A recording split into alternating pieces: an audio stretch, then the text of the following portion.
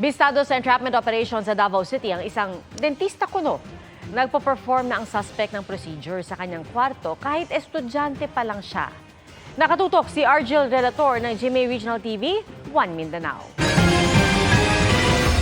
Ang dental procedure na ginagawa ng lalaking ito sa Davao City, hindi sa dental clinic, kundi sa kwarto lang niya sa bahay.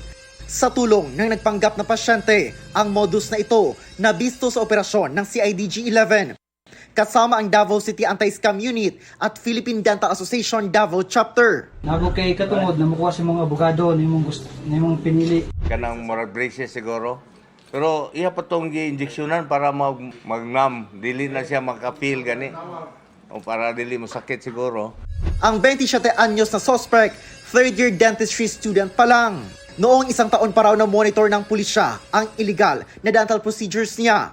Ilang beses na raw siyang binigyan ng warning pero nagpatuloy pa rin. Sabi ng Davao City Anti-Scam Unit, nagsasagawa rin daw ang suspect ng dental procedures abroad. Actually, mahal, no? When you say mahal, halos kaparehas lang ang uban.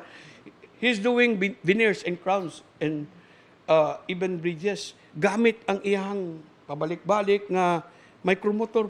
Tumangging magbigay ng pahayag ang suspect na nasa custodial facility na ng CIDG-11 at inireklamo ng paglabag sa Philippine Dental Act of 2007.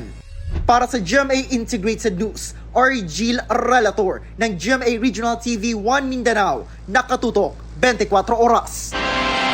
Mga kapuso, patuloy na tumutok sa mga balita, mag-subscribe sa GMA Integrated News sa YouTube.